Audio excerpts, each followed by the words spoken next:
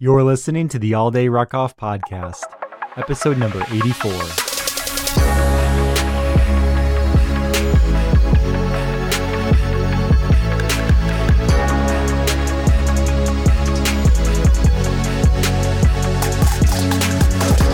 Welcome to the All Day Ruckoff podcast, episode number 84. This is your host, Brian, and I wanted to thank you so much for tuning in. The All Day Ruckoff podcast focuses on the GRT and rucking community and includes interviews, motivation, and advice to keep you informed and get you ready for your next event. In this episode, we have an interview with Ron about the GORUCK Land Navigation Heavy events. He did the Land Navigation Heavy on the West Coast and then recently did the Land Navigation Heavy on the East Coast. He's written about it on his website, and I'm just really excited to have him on to talk about these events because they're incredibly unique and they're run by some really good cadre. Before we get into the interview, I would like to give some thanks to those who have left reviews on either iTunes or on our Facebook page. This week, we've got a 5-star review from Grunt Squid on iTunes. Thoroughly enjoy listening to Brian and his guests. Very friendly and informative. Recent online purchase just arrived. Very impressed with the quality of the items, and the gear is packed with care. Looking forward to my first light with GORUCK, and confident in my preparation thanks to ADR. Thanks again. Thank you so much for taking the time to leave that. I truly appreciate it, and I hope that either you have or you had a great event. Would love to hear how it goes. Shoot me an email. I hope you had a great time. Just a few quick announcements before we get into the interview. Resolution Ruck just finished up. Congratulations to absolutely everyone who went out there and put in 50 miles in the first 15 days of January. Awesome job. If you want to keep going, highly recommend checking out charitychallenges.org for the 1,000-mile challenge. And that's to complete 1,000 miles in 2019. Thank you so much for all the support, and here's the interview with Ron. Today, I'm talking with Ron Fuller about the very recent GORUCK Land Navigation Heavy event that he took part in. I'm really excited to have him on today. I talked to Cadre DS, who was one of the 2 cadres who ran this event, shortly before the Land Navigation Heavy, and it just sounded like an awesome time. So I can't wait to talk to Ron to get into the details. Ron, how you doing today? I'm doing fantastic. Thanks for having me on. I really appreciate it. Absolutely. Thanks again for agreeing to be on. And like I said, I'm really excited to hear about this event. But before we get into it, I would just love to know a little bit more about you and how you got involved with GORUCK. Sure. So I am a network engineer by trade. So I spend a lot of time either sitting at a desk or sitting on an airplane or someplace else, working with customers on how to make all of their computers and things talk to themselves and to the internet and things. And ultimately, we kind of got involved in some of these endurance type activities and stuff through my son. He had seen a TV show for Spartan Race and said, we should do that. And I watched the show. I'm like, there's no way. That looks horrible. They're crawling through mud. And there's barbed wire and fires and ropes and all kinds of stuff. And I didn't think that would sound like a fun idea. But fast forward a couple of years, we've now done multiple Spartan races of varying lengths and stuff. And through that, we did some of their endurance events, the Hurricane Heat programs that they have. And through that, found out about GORUCK and have done a number of GORUCK events. So, I guess it's a good example of never say never. and we started doing them and have had a lot of fun. So we've done quite a few of them together. And, the other kids in our family have done stuff as well. So it's been a lot of fun. We've tried to turn it into a bit of a family thing as best we can, given the ages of the other kids. So, and of course, there are different desires, right? Some of them are like, absolutely not. I want nothing to do with it. And others are more open to it. So it's been a lot of fun. My son's only 4.5, so I'm definitely not dragging him off to any GORUCK events yet. But Yeah, give a couple more years, but right, right. he'll be into it soon enough, I'm sure. But it gets me excited hearing about this, that, from parents doing the events with their kids, and seeing how happy everyone is and how excited people get about it, and the bonding experience there. It makes me excited about the future for my family too. Absolutely, it's definitely a mutual suffering thing, right? So everybody that's listening to this has probably done at least one GORUCK event. You understand that concept of mutual suffering. But being able to hop in the car afterwards and be like, "Holy cow, what'd you think of that?" It just takes it to that whole kind of next level. So it's been great. And we've got plenty more to do as well. So it's not like we're done by any stretch of the imagination. You mentioned that you had gotten into Spartan races to start based off what your son had seen, because I think Spartan was on NBC or something. They had a whole season of events on TV. And then you heard about GORUCK, ended up signing up for your first event for that. What was your first GORUCK event? So our very first GORUCK event was, well, so I guess if I'm a purist, from the first event we paid any money to GORUCK for was a constellation. We did a constellation in Cincinnati.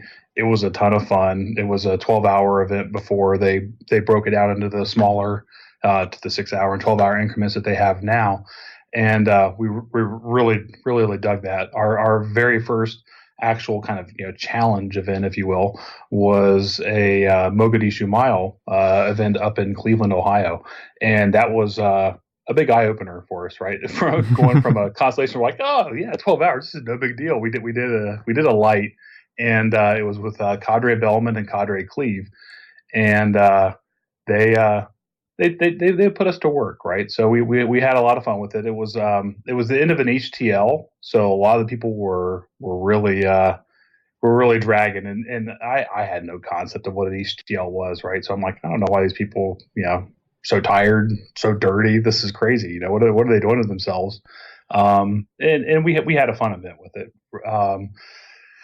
And then we've kind of gone down the rabbit hole from there. Done a couple more lights, did a couple toughs, and now some couple of heavies under my belt too. So it's been a ton of learning experience to go along with the fun as well.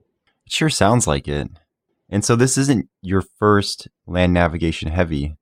The East Coast one that just happened back in December.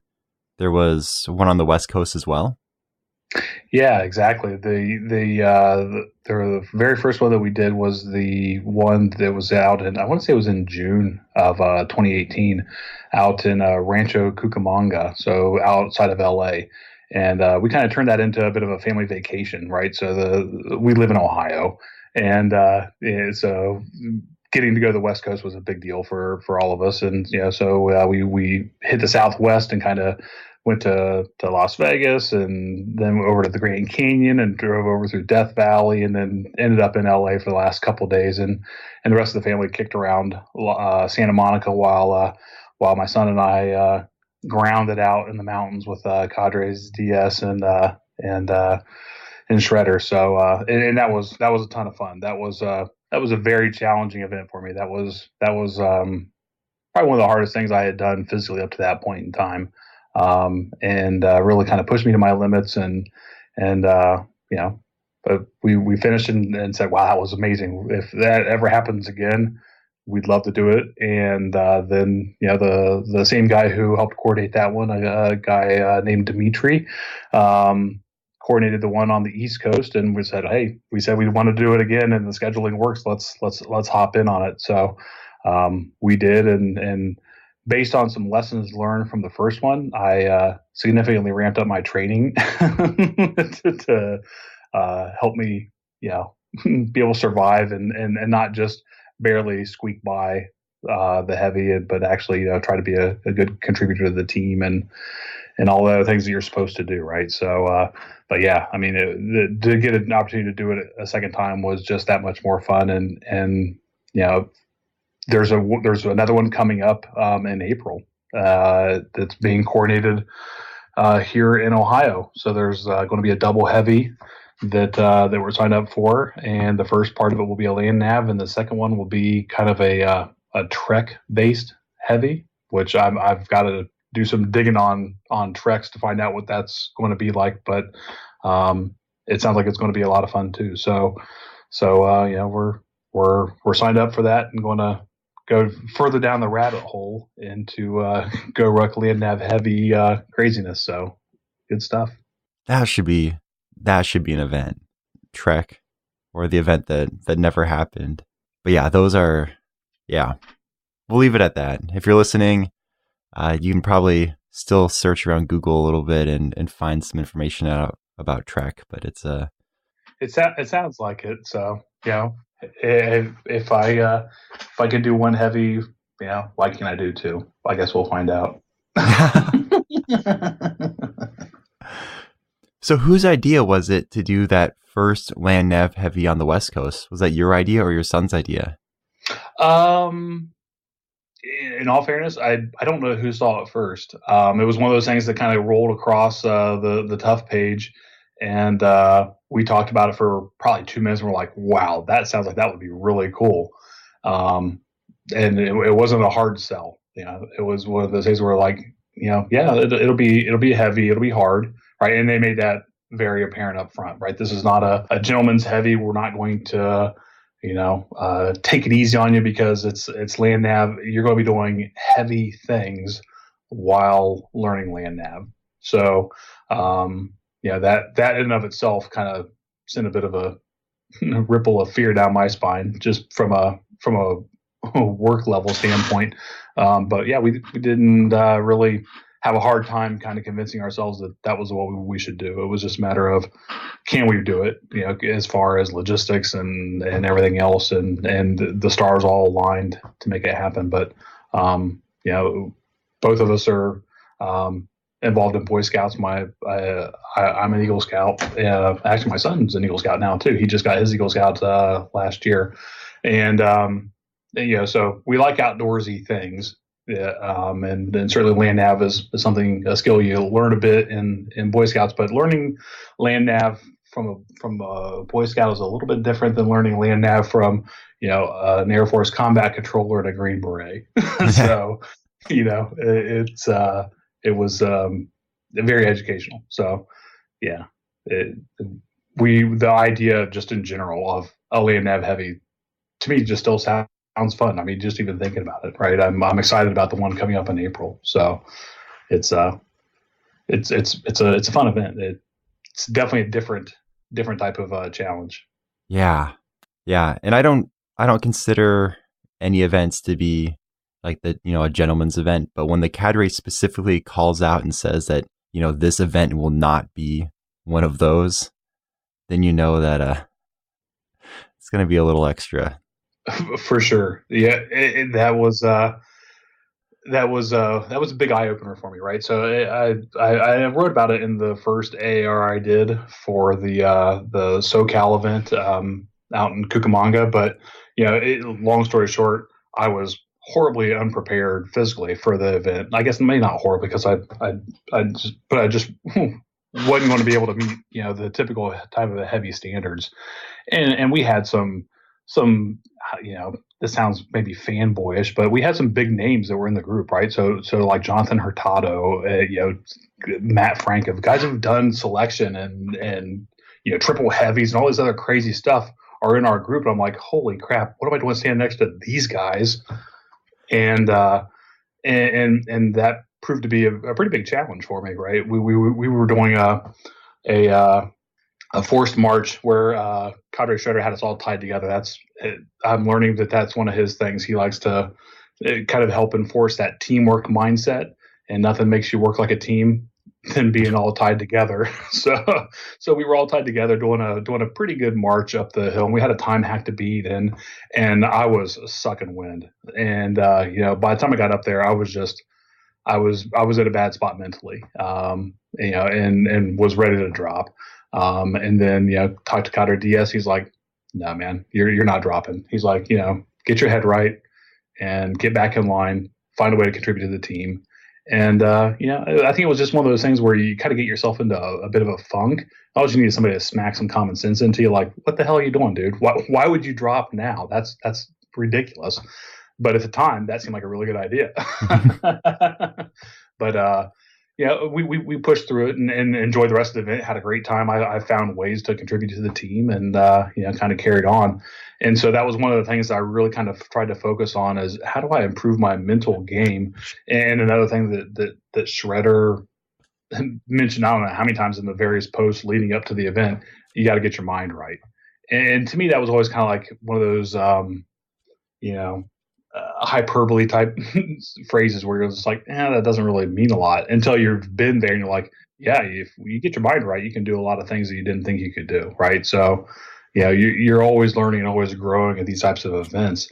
But, being able to push through that really was something I was able to draw on in North Carolina. Like, hey, man, I can do this. I'm not going to be as fast as I probably need to be. But I'm going to put out as much as I possibly can, and I'm just not going to, let the team down and push through. So it was definitely a heavy from that perspective. I had attempted a heavy earlier this year, or I guess it was last year now, the Extortion 1.7 heavy in Columbus, and I didn't even make it out of the PT test. Right. I mean, we did the initial PT test stuff and did the 5 mile run, and it was hot and raining. And I mean, it was a challenging scenario.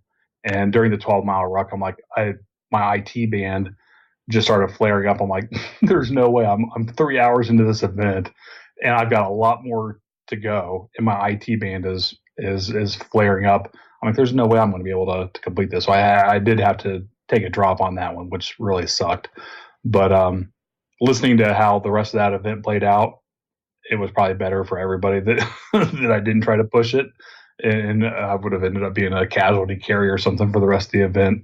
That would have just been horrible. But I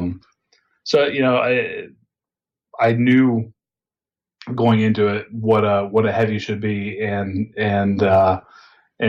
what the expectations were. So those were all kind of bits of background that I was able to draw from the failed attempt at the Extortion 1.7 and the challenges I had with the West Coast event to be able to kind of focus that into the East Coast event and say, you know what, okay, I've been in some pretty crummy places. I've not been the best prepared. I don't want to be that guy in North Carolina. So I don't know that I was certainly the best person. Well, I know for a fact I was not the best person there without a doubt. But I also, think I did a really good job. So, so we survived. So between that West Coast Land Nav and that East Coast Land Nav, was there anything that you mentioned that you changed up some things in your training to be better prepped for it? Was there anything specifically that you did that seemed to work out pretty well for you? So I think a lot more just generic kind of rucking, right? Improving my physical fitness.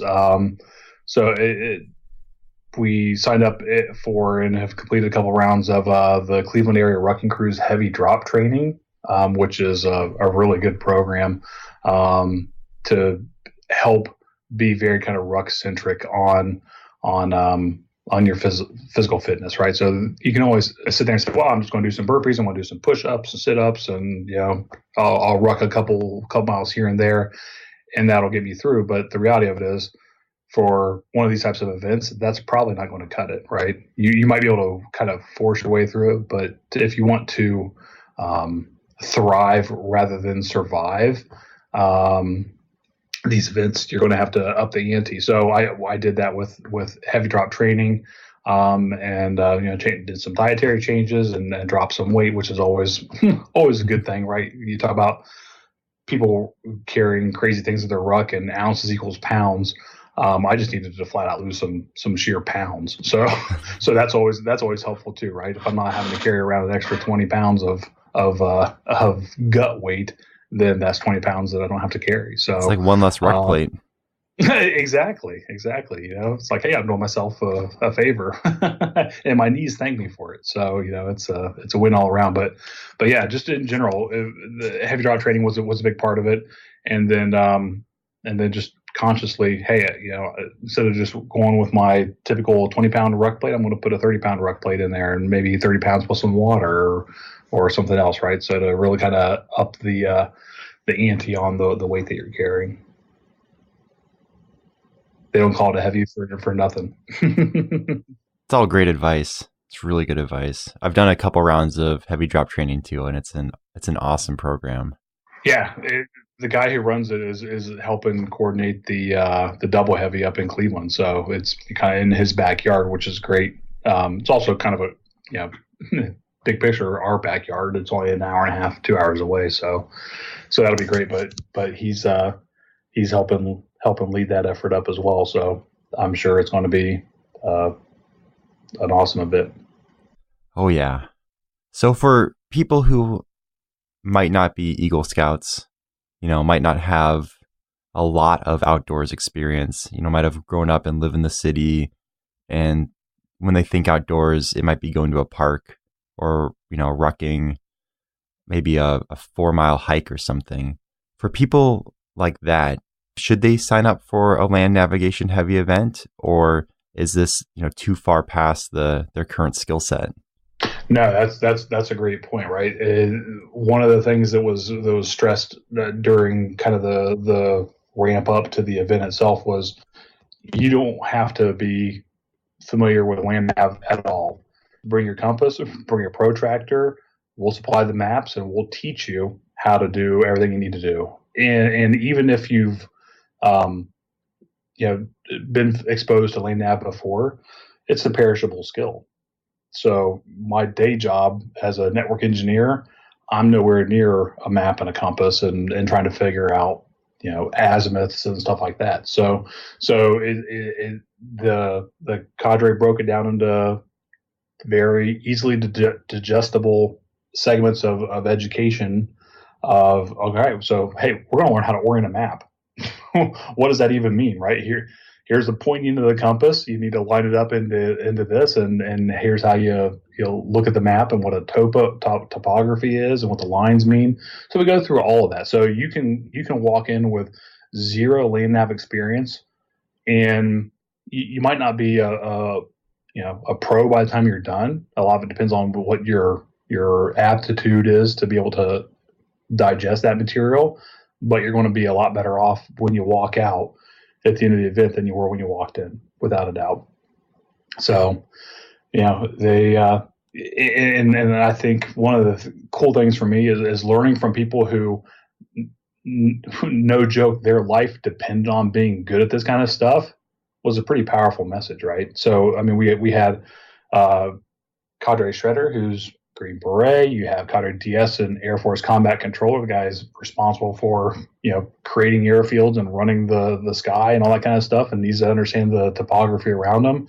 And then we also, for this one, we had a third cadre because of the number of participants. We had Cadre Wild Will, who's Force Recon, join us. So we had guys that maps were their life, and who better to learn from than people who are here because they knew how to read a map and did a good job at it. I mean, it was awesome. You get a lot of good tips and tricks of how things, how to look at maps and relate to them, and obviously use them properly as a tool. So lots of good stuff. That's great to hear, because I was getting a little nervous. I like to hike, but I'm definitely not, never did Boy Scouts, never did anything like that. So my navigation skills are limited pretty much to what I've learned from GORUCK events.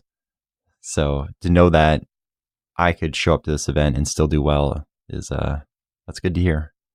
No, absolutely. We have people that are like, I haven't touched a compass in 20 years, to people that are like, I don't even have a compass until I bought one for this event. So, as always, GORUCK takes care of you, right? Yeah. It's great. If you don't know, that's awesome. You get closer so that you can hear, and the people who have been exposed to this before, listen up, because you're probably going to learn something new. and you always do. It's amazing. So this event, the Land Navigation Heavy on the East Coast, what was the starting point like? Was it far outside a city? Like, what was the location of that compared to maybe like a typical GORUCK event? Yeah, so it reminded me a lot of a kind of a typical GORUCK event in that you're starting in it was maybe I guess a city park. It was in Asheville, North Carolina, which is up in the mountains and close to the Pisgah National Forest. And we were at a what looked like a kind of a picnic area for a metro park type of thing. Was the starting point, and it was pretty much a parking area right next to the river, and it had pathways that went up into the forest and made a perfect starting point. So it was a little bit outside of the city, but there was still, when we were at the starting point, you could look around, you could see some buildings off in the distance. There was the I think it's the Blue Ridge Skyway Parkway, maybe I forget what it's called, but I think it's the Blue Ridge Parkway. Now that I say it, was an overpass for it was nearby. So, you weren't like out in the total wilderness where there's nothing around from the start point. Once we started moving, we got out into that wilderness where you're not seeing anything but a bunch of beautiful stars. And so it was pretty easy to get to. Obviously, there's no big skyscrapers or anything crazy like that nearby, but it was maybe 15 minutes away from the hotel that we stayed in, which was kind of not downtown, but a little bit outside of downtown proper in Asheville. So it was very easily accessible, and it didn't take us long to get from the city out into the woods. So they picked a great start point. And I guess the cool thing about the kind of consummate professionalism of GORUCK is that originally the start point was going to be a totally different location. And the week before the event, North Carolina got hit by kind of a freak winter storm. So they got, I want to say it was like 6 to 8 inches of snow, or I'm sorry, no, closer to a foot of snow before the week before. And that almost shut the city down, and kind of left a lot of stuff into question as to, hey, are we even going to be able to do this event? Is the city going to be operational? Will people be able to make their way in and all that kind of stuff? The good news is this it warmed up enough to where the snow started to melt, and the city took care of all the stuff that they needed to. And the country had got there the day before and kind of scouted out the area, and they're like, hey, this is no good. We can't start where we were going to originally start because the roads are closed.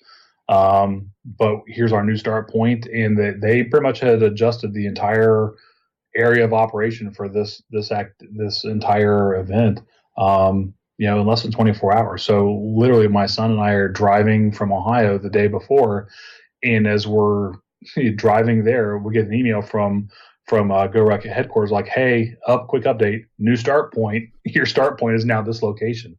So it was that kind of, not real time, but very, very near term communications as to adjustments that needed to be made. And the river was pretty high, close to where we had parked. I've got a couple of pictures of it on the blog, my blog post, where as we were leaving to go up into the woods, I'm thinking, it'll be interesting to see if our cars are actually still here or if they've all floated away by the time we get back, because it looked like a pretty angry river. But good news is we got back, and the river had actually gone down, so it had already crested. But so it was different than a typical start point, but it was all still kind of close enough to a city that you knew that where you were. I'm definitely glad the cars were still there. That would make for quite the story.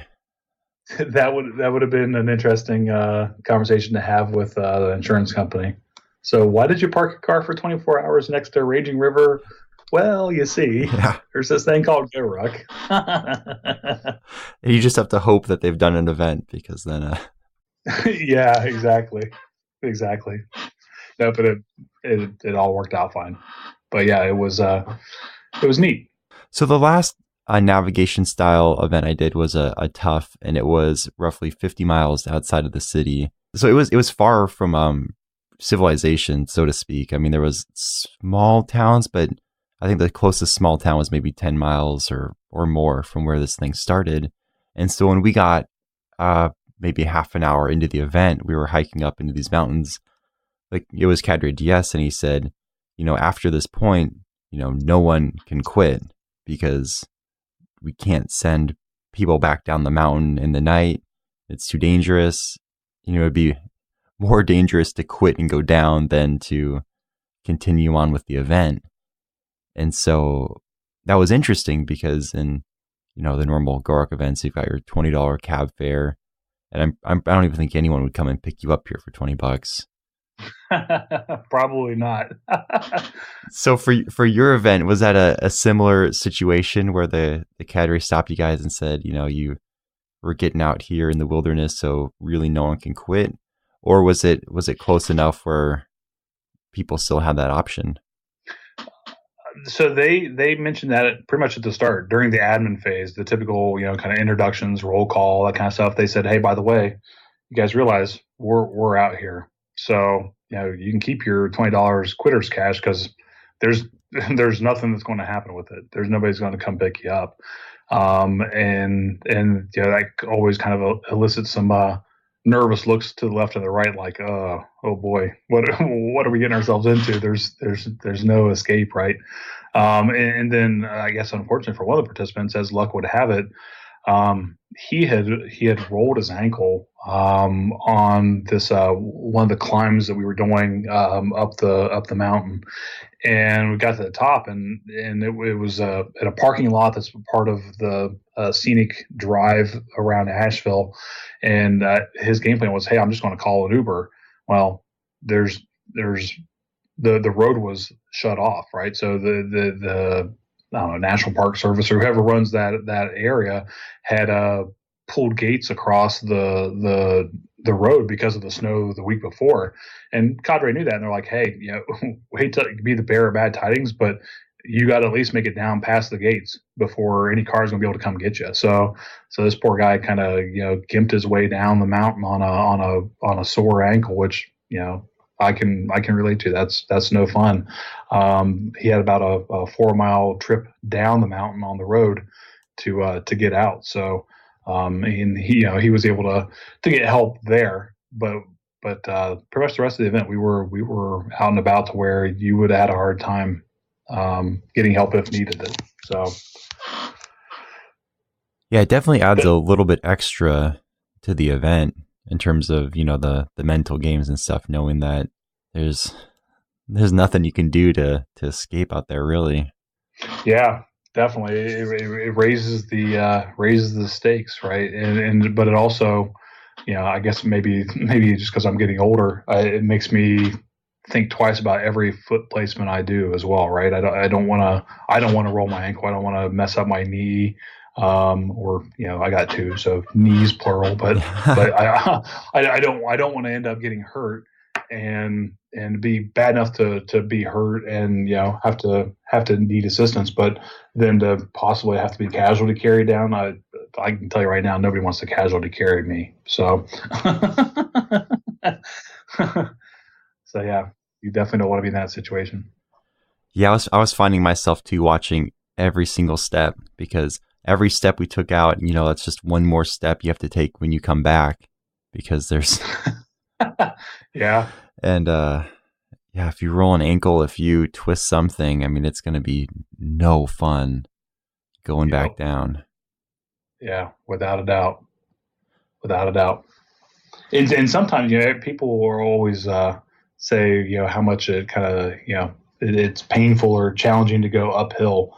I'll contend that going downhill is probably more painful, at least for me, because it puts a totally different load on your knees and on your ankles and just the muscles to stabilize yourself on the way down too. So it's going up sucks, but I'll take going up rather than a steep decline any day of the week. Same boat.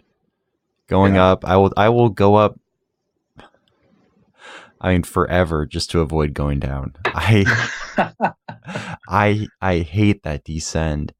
It just, I don't know what it is. I mean, I'm not a doctor or a sports anything, so I have this weird feeling that you're using your muscles a lot going up, and then going down, since you're, stepping, it's a lot more pounding on the joints and on the bone.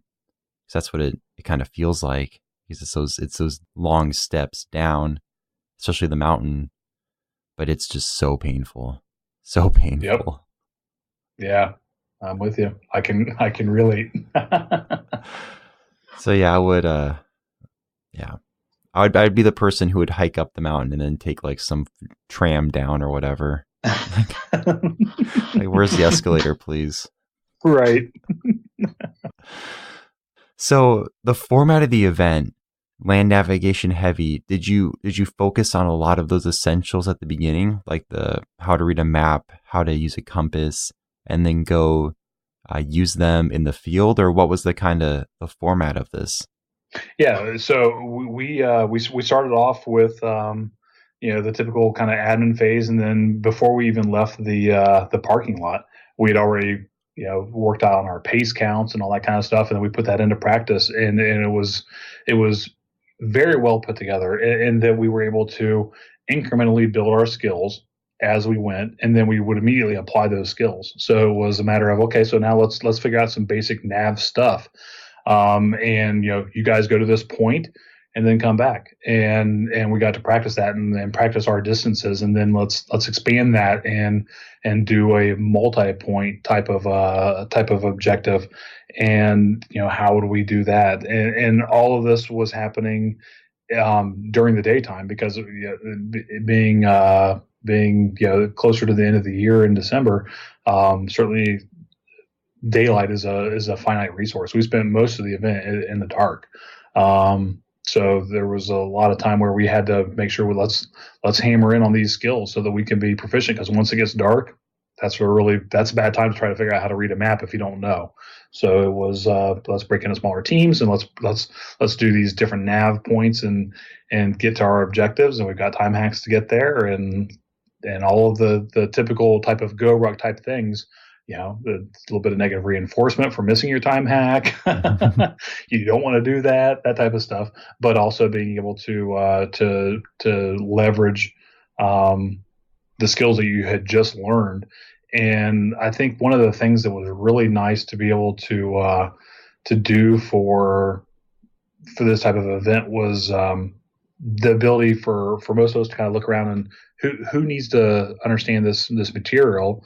And maybe you should be doing this right now, whereas some of the rest of us have had that kind of experience. So, and without even knowing that would come into play later, we were able to make sure that the vast majority of our team had pretty good comfort level. I wouldn't say that everybody was an expert nav, and I still don't say I'm an expert navigator by any stretch of the imagination, but that people at least understood, here's the grid coordinates, here's how you find them.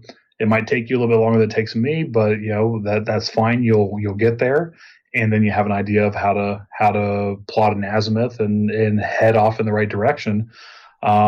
Later on in the event, that was kind of a test that we had. So it was good that we took that a little bit of a time at the beginning to make sure that people kind of got it right. So it was good from that standpoint. But the cadre did a great job of breaking it down, and different cadre would lead different sections, and they would all kind of feed off of each other. Hey, cadre DS, you got anything to add to azimuth? Wild Will, what do you think about topography or whatever? So you got all this vast experience to draw upon, and they did a great job of making sure that it was available to you to draw upon. So it was awesome.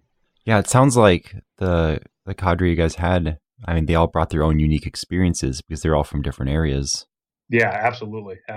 So that's one of the cool things about GORUCK is you get these guys who are coming from all this different backgrounds and experiences and training styles. And they kind of bring the best of all of it together. So truly, you get a really fantastic blended learning opportunity that, I would question you would have a hard time finding that out in the general, kind of non GORUCK world. It's going to be one of those things where, when you have an opportunity to have three guys from those three special forces groups together teaching you how to do land nav, it's few and far between, I would suspect. And then to have them end up being, in general, nice guys to work with to begin with. They're there willing to teach you. It's not like you're having to extract or pull information out of them and making it work. They're willing to share the information. They want you to be successful. It's nice. Yeah, it's a really like special kind of experience because they all signed up to be there. They want to be there, so that's definitely, you can tell it when they're teaching it that they enjoy it. Absolutely. Well, and so that's one of the things that I think kind of drew us so quickly into the second Land Nav Heavy was really based on our first experience. That this was the first one that we did in Southern California was very kind of scenario based. With regards to like drug cartels and all this kind of stuff, right? So Shredder and DS had both put together this really good kind of scenario that we built upon the whole time. So it wasn't just a matter of, hey, we're going to teach you how to navigate from these numbers to these numbers and hurry up and get there and pick up that log and do this kind of stuff. It was there was a bit of a story to it, if you will, to help the engagement model, right? So we were like, hey, yeah, that's right. We gotta keep a low profile and security circles, and we're in stealth mode. So turn off your white headlamps and all that kind of stuff. And we did the exact same thing with this one, right? So we had missions. We had to go get a downed UAV and retrieve it and bring it back, and just all kinds of neat little things like that that just made it to, from my perspective, that much more engaging and more kind of focused, right? Like we've got a goal and an objective, and it's not just to meet this point on a map, but there's something there that we have to go get and bring back, and we got to watch out for hostiles and all that kind of stuff. So it was, it just makes it that much more fun.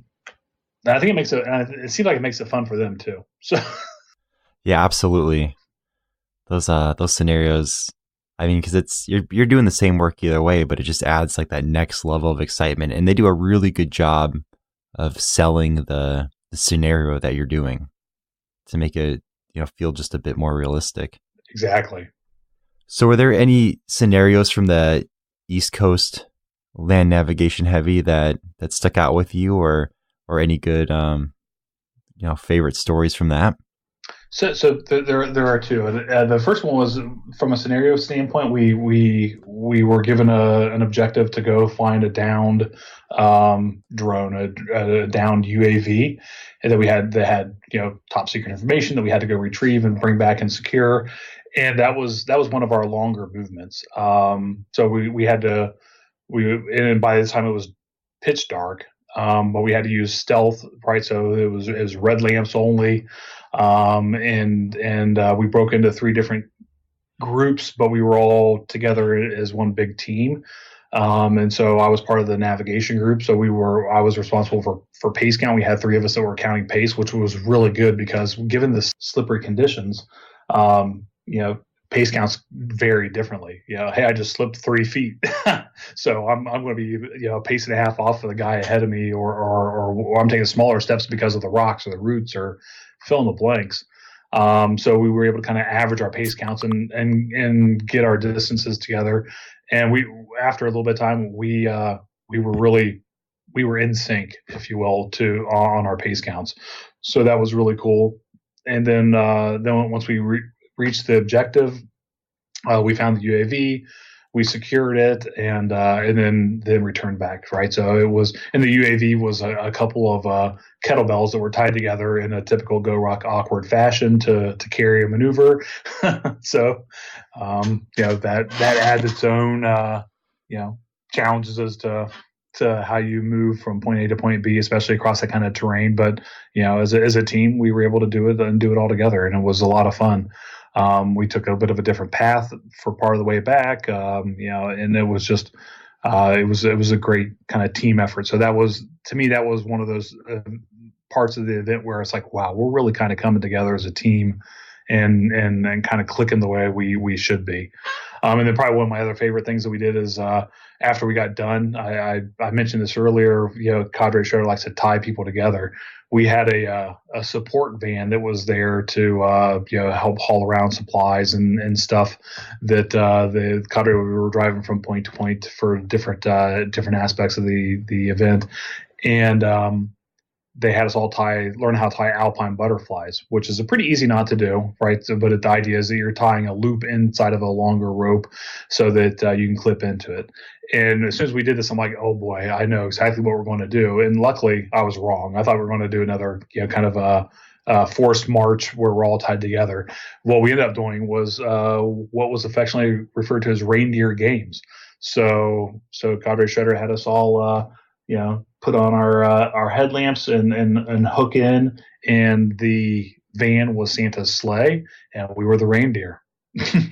And he found a nice hill for us to drag the van up and down and up and down until we all got a chance to do our test. So while that's happening, right, while we're moving this van up and down the hill, we also were rotating in and out of the van to do kind of a land nav test. They're going to give you here's the map, here's a protractor. We're going to give you a point, and you've got 90 seconds to plot it. Go.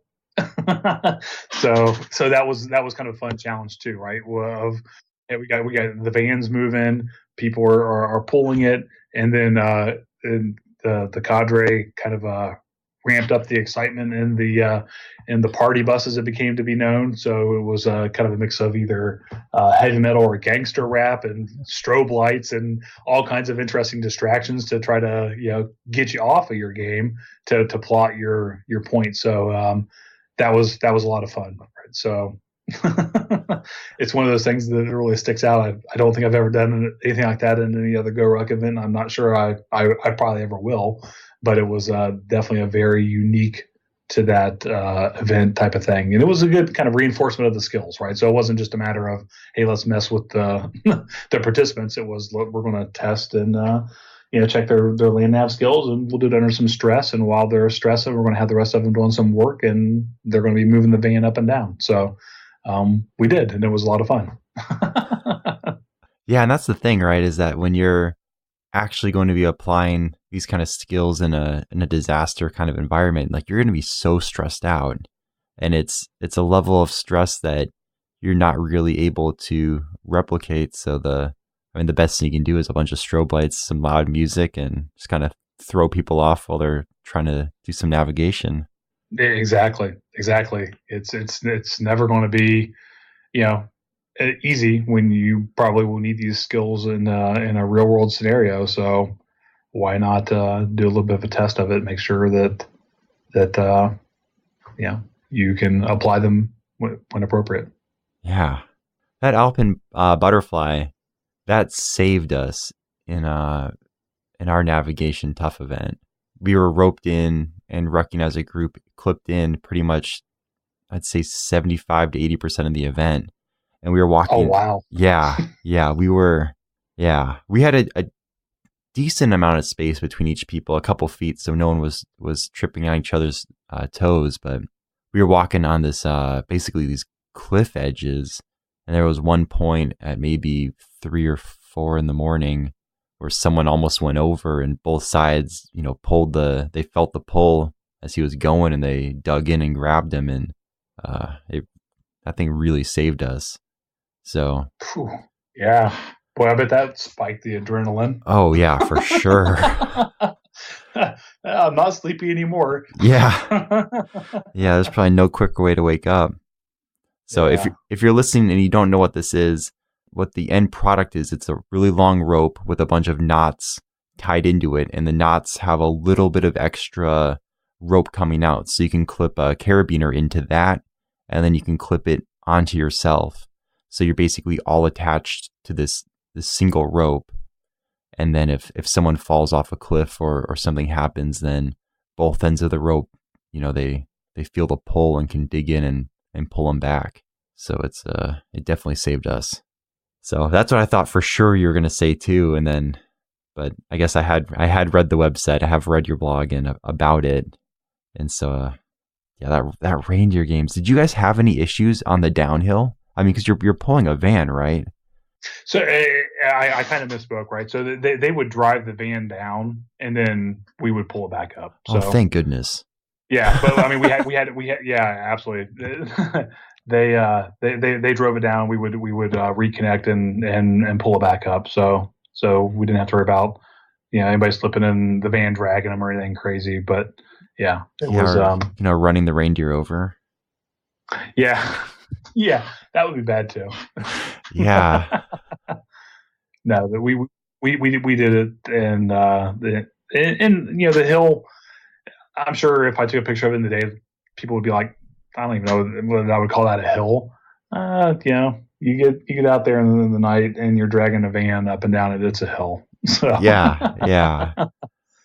I mean, it was a really kind of unique activity. So, and the way it all dovetailed together to where we had just completed the 12-mile ruck. Not just, but we had completed the 12-mile ruck earlier, and that was at the gate where the road had been closed off. And then we went off and did something else. Then we came back to that area again to do reindeer games. So it was an isolated section of the road that was closed off. That there was one car who pulled up, and I'm sure they were probably like, "What in the world is going on?" It didn't take them long to kind of turn around and head the other direction.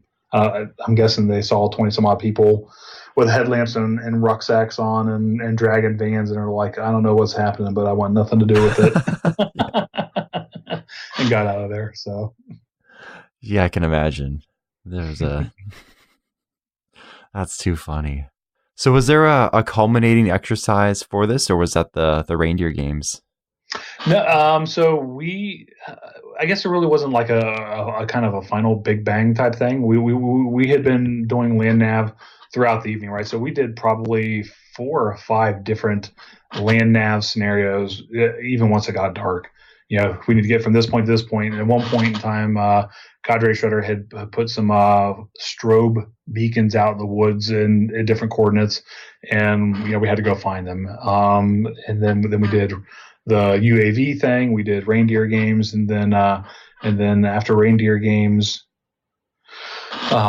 we started moving kind of back into the general direction of where the start point was. So I think a lot of people were like, "Oh, wow, hey, we're going to index at sunrise." Absolutely not. There were more hills to be climbed. So we moved pretty close to where we thought index was going to be, and then it was a matter of, okay, so hey, here's the scenario, guys. We need to meet at this point, and it was a couple of kilometers away, and it was all vertical to get up there. So we had another opportunity to retie our Alpine butterflies, hook back together, and we were going up the mountain again to kind of the peak, if you will. And I thought for sure, I'm like, wow, that's going to be really weird. We're going to index at a spot different than where we started. And then we'll have to figure out how to get to our cars. Maybe that's part of the test of land nav is you can get home if you can find your car. But we got up there, and then so we made our objective, and everybody regrouped and got some water, and they kept a pretty crushing pace, right? I mean, I know I was certainly sucking wind, although that's probably not a very high bar to reach, but I was gassed. And looking forward to slamming some water and electrolytes. And then we're like, hey, and the way we're getting down is not the way we came back up. Untie the Alpine butterflies. We're going to learn how to ranger rappel down the side of the mountain. So that was a ton of fun too. So we did that. And we got down to the road, and then the cadre found some logs that they thought were being excessively lazy and that we needed to carry. We did that for a while, and and all of this was eventually winding our way back down to the parking lot where we did finally index. So they definitely, just when you think they're going to take the gas, the foot off the gas pedal, they kind of punch it and say, hey, there's a log. We should carry that.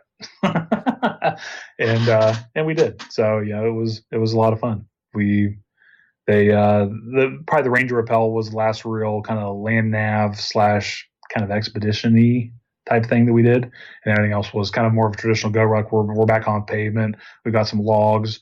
Let's do some faster movement. Let's carry the logs up above our heads. Let's put them on our shoulders. Let's trade this termite-ridden log for this monster super heavy log that nobody could lift up. So we had all kinds of fun with it, and then we eventually wound our way down to the parking lot. But I mean, we were out there a little over 24 and a half hours, I think, maybe 25 hours. So we got our money's worth out of the event. And I had been tracking distance on my watch. One of the cool things with cadres are like, hey, we don't care if you guys use a watch. It's not going to help you on land nav at all. But apparently some cadres have a big issue with people with watches, and probably because it'll distract people. But I mean, they kept us busy enough that I didn't think about my watch until it died. So I was hoping to track the total distance, but my watch battery died out about 14 hours in. We still had obviously a lot more work to do after that. So, but we were told we were a little over 40 miles by the time it was all said and done. So they lived up to the heavy standard to get us there. So I look back on it, and none of it feels like 40 miles, right? Because it was broken up with all the different, evolutions or activities that we did at the different sections. That it was just like a long, fun day of stuff. Very exhausting, but nevertheless, it was a lot of fun. Yeah, it sure sounds like it. And I love tracking events on my watch. What I'll usually end up doing is throwing it in my ruck during the event to track it. But when we were doing the the navigation tough outdoors event, DS let us all keep our watches, which was pretty cool. And just like you said, I mean, it's not going to help you out there really, because right, yeah, woo, who cares what time it is? You still have to get down the mountain. See, and that's exactly it, right? It's the time's irrelevant. Are you done with the work? No. Guess what? We're going to keep going.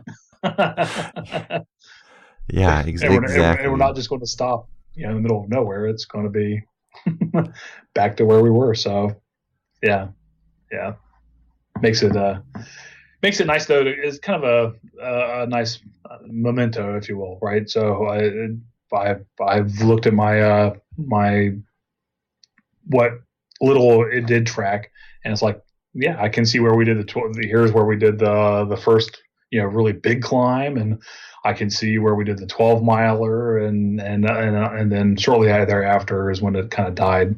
But it it's part of the event, and it's neat to look back on and be like, yeah, I did that. Yeah, absolutely. And I mean, those events are such a whirlwind, and then usually crash pretty hard after them. And then when you wake up, you're like, it's like kind of like a fuzzy dream-ish, like the first few hours. So it's nice to have that to look at and be like, oh yeah, we did. Oh yeah, and that's the cliff part, and that's where all the rocks were, and all that fun stuff. That's where the guy almost fell off. Yeah, right. Yeah. Like, yep. Should probably mark that one. Yeah, for sure. For sure. So for the event, Ed, I went through your gear list, which is awesome. It's up on on your website. So I'm gonna have a link in the show notes to your Nav West AAR, the Nav East AAR, and that includes the gear list. One of the items that you brought was a 6-liter bladder from MSR, and I've got their 4-liter bladder, and it's a heavy duty bladder. Did you fill that thing up with 6 liters when you were going out there? Yeah. So one of the kind of concessions, if you will, from a traditional heavy, is that we didn't have any ruck plates in any of our rucks, and the trade-off was that you needed to have at least 9 liters of water on you at all points in time, or I guess at start.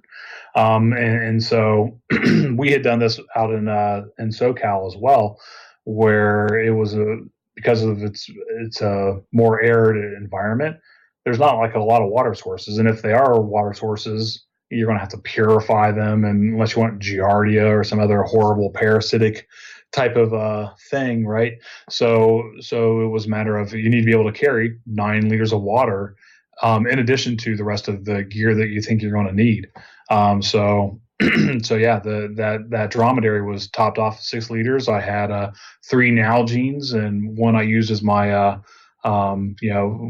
electrolyte bottle, and the rest were just regular tap water from the hotel. But yeah, it's water definitely adds some challenge to it, right? When you start talking about 9 liters of water, that's a pretty fair amount of weight, and it's also kind of awkward too because it shifts around. It's not a static 30 pounds in a condensed area. It's moving around as you're moving around, and we also had water that we were carrying with us in a 5-gallon jerry can, so we were topping off the water as we went as well. So the hydration is super important, especially in these types of long events. And when it's cold, you don't think you're sweating that much because you're cold, but you're probably sweating more because of all the layers of clothes and the physical effort. So it was, for me, hydration was a big deal. I had a problem earlier last year where I was doing a 50K trail race and got behind the curve on hydration and had to drop at 20 miles into a 30-mile event. I'm like, gosh, man, I'm so close, but I'm walking dead right now because my dehydration scenario. I mean, talk about it was just a very powerless feeling, but it was my own fault too, right? For getting myself dehydrated and just not forcing myself to drink. So long story short, I'm a huge fan of hydration and made sure that I was staying on top of that because I did not want to be in that same scenario out in North Carolina. So.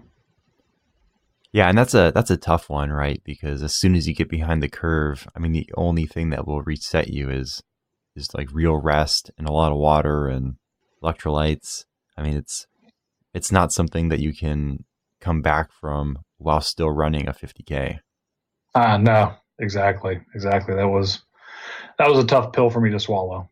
Was taking a DNF on that one, but yeah. I guess it's that what it doesn't kill you makes you stronger. Yeah. If nothing else, it makes you smarter. I mean, absolutely, right? I mean, if there was an event you had to take a DNF on, I mean, maybe that was probably better than one of the navigation heavies. The water thing is something that, pretty much everyone will learn at some point in their life because it's until you've experienced that level of dehydration, it's kind of like, oh yeah, drink water. And then once you've gone through something like that, it's like you're really pounding home, like you got to drink water. Like this is not something to joke about. Yep, it's definitely it's been kind of interesting, right? I look at it very much as kind of an evolution type of an experience, going from I look back at the very first Spartan race that I did. I horribly underprepared. I wore old junky tennis shoes because my thought process was, well, they're going to get muddy, so I don't want to wear anything nice. I had no concept of what a trail shoe was. I'm wearing just shorts and a cotton t-shirt, and it was a 6-mile event, and I thought I was going to die. So, and then that became a learning experience. And then we did a super and a beast and on and on and on and on, right? They've all built on themselves. And I look at these events, even if I just look at the last two heavies, right? The last 2 land nav heavies. I felt pretty low about how I did in the first one. I was glad I finished. I'm glad I, didn't become a total boat anchor for the team, but I also knew that I needed to be able to perform better in the next one. And, I don't know that I can say I certainly aced this last one. I sucked a lot less than I did in the SoCal Heavy, if that makes sense. And I plan to suck a lot less in April at the next land nav. So, it's, for me, it's a journey, right? It's not an end goal that I'm going to go out and rock this thing and be master of the universe or anything crazy. It's going to be an experience and an evolution for me every time. So Yeah, I like that. And that's something I notice in myself as well. It's more of those incremental improvements, those smaller things here and there, but it's never like I finish an event and all of a sudden I'm 10x better or anything. Right. It's always just this little bit here, a little bit here, and then, enough of those compounding over time. You start looking back at where you were 5 years ago to where you are now. And although it doesn't seem like you had any places where there were like huge like bursts of improvement, you can definitely see the improvement from those 5 years. Exactly. That's exactly right. We had a guy that this was his very first GORUCK event, and he absolutely rocked it. And I'm looking at him thinking, holy cow, man. I can't imagine just walking off the street and be like, yeah, I should do this GORUCK heavy thing. And he smoked it. But, he's also a very experienced ultra runner. And for him, it was, just another kind of walk in the woods and a lot of fun. So, that's one of the things I think that's neat about GORUCK is you have all these people from these different backgrounds and perspectives.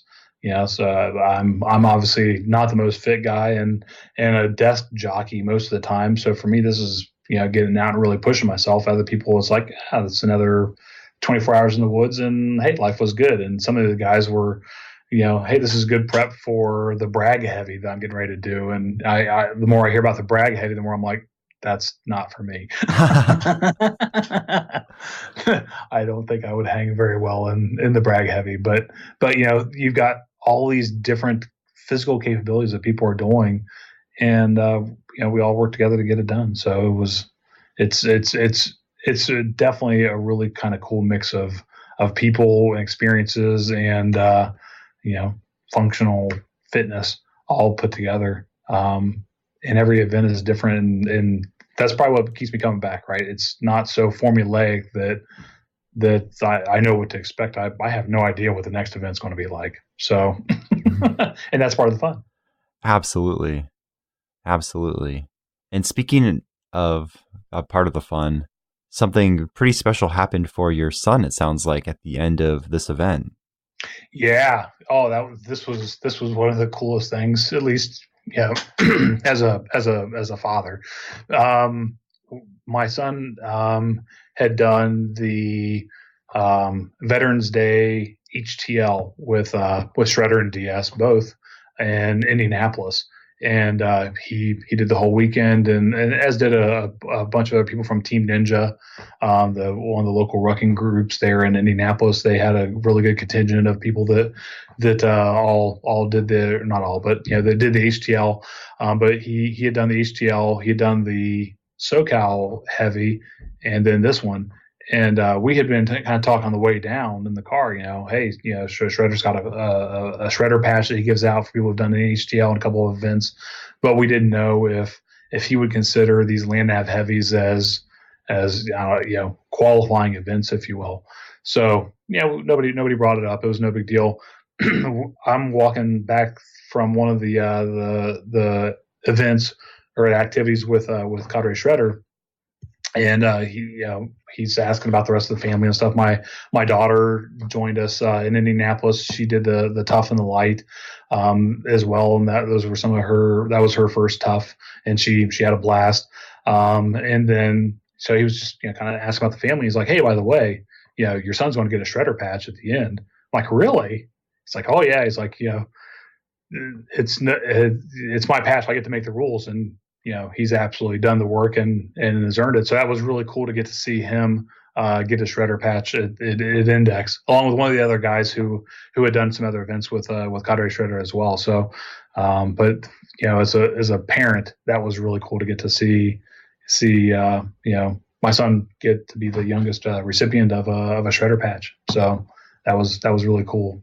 That is really cool. And Cadre Shredder's patch is definitely one of the hardest, I would say, cadre patches to earn. I've got a post up on All Day Ruckoff that's got, at least the ones I found, the cadre patches and what you have to do to earn them, and I've been double checking with all the cadre to make sure that those requirements are right. And his is not an easy one. Not that any of them are easy, but his is especially not an easy one. Yeah. Yeah, well, if you do an event with Cadre Shredder or DS, you got to bring your rig, and I mean it's there's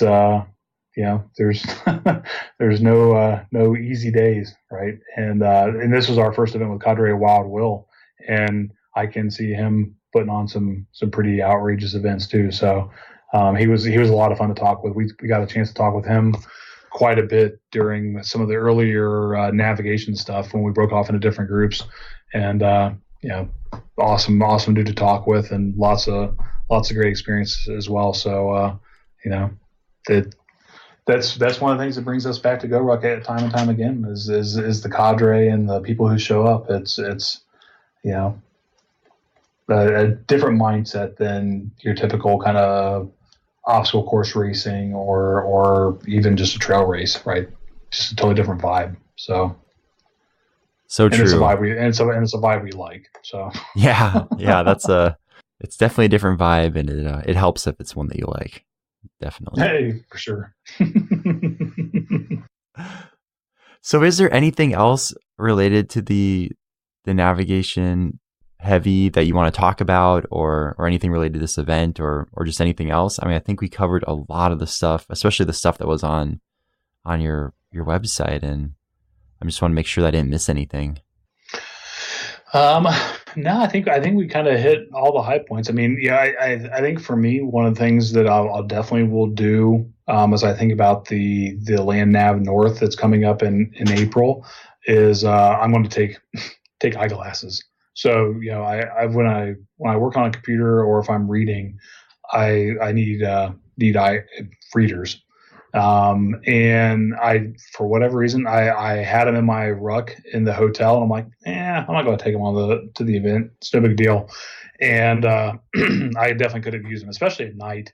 Those I'm getting older, right? So those lines get fuzzier and harder to read, and under a red headlamp, they're just that much more difficult. So long story short, I'm going to take the appropriate eyewear so I can actually see what the hell I'm doing, and make sure that I can be more accurate, and continue to ramp my physical capability. Right. So one of the things I think with the whole concept of land nav is I think some people have this impression that it's going to be easier than a traditional heavy, and I guess I'm not the right person to ask as to how it compares to a traditional heavy, but man, they worked us. There was no doubt about it that we put in the work, we put in the miles, we put in the heavy carries, we had the weight.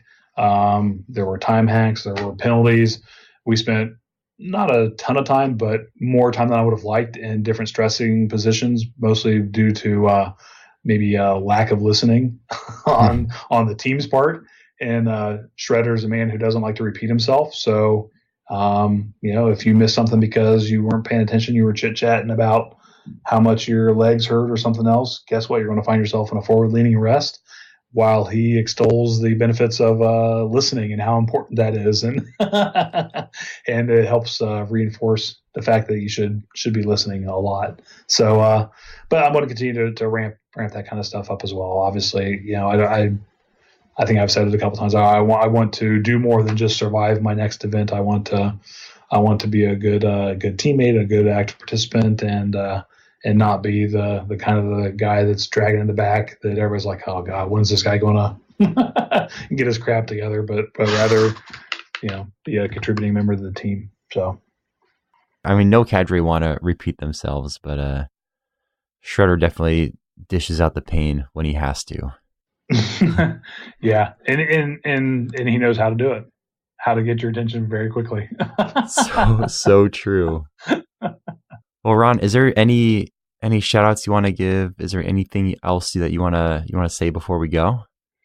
Yeah, so I think I mentioned it already, right? So certainly I'm not a shill for any of these people. I'm not getting paid or reimbursed, but I mean, heavy drop training was very helpful to me, and we'll be doing more similar types of training before the next event. I think preparation is definitely very important, and both Shredder and DS, we've done multiple events with them now. They put on top-notch events. So if they are coming to a location near you, you definitely would be missing out by not going to one of their events, right? So it's they know how to do it and do it properly, and have a lot of fun while you're at it too. So go for it. And I guess probably the last thing, if I can do it, I can guarantee you can too.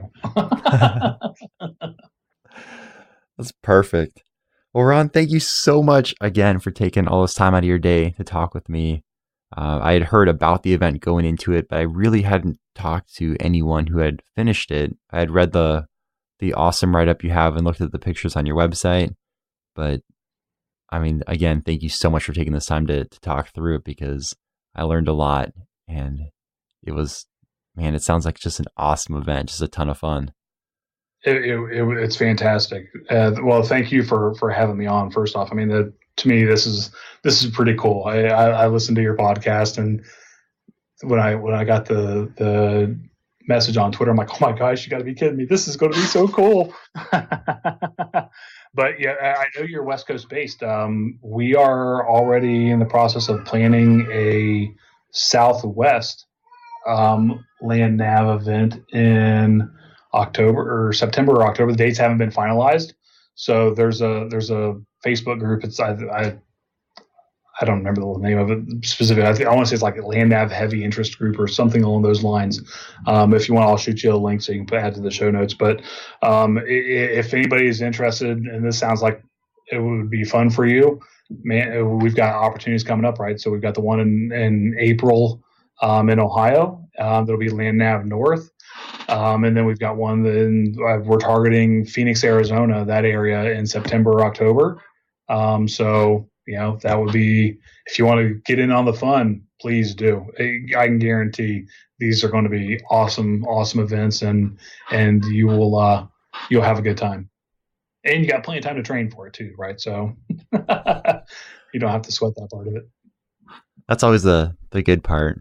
Generally, when I have people on, the events are coming up in like a month or something, and so not as much time to train. But this, I mean, if it's something you're interested in, you can easily plan out a training regimen to get you ready for it. Without a doubt. And in all fairness, you'll need it.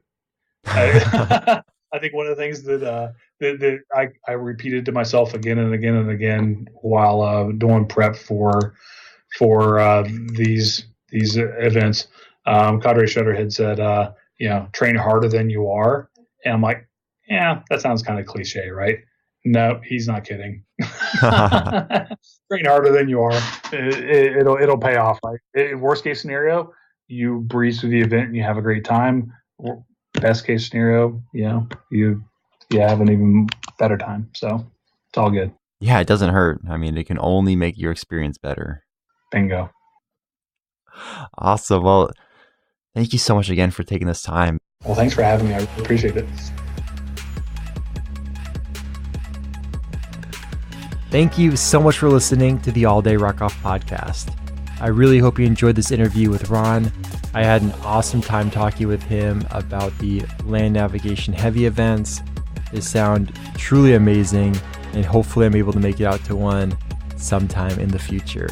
If you want links to anything we talked about during this episode, please head on over to the show notes, alldayruckoff.com/podcast/episode-084.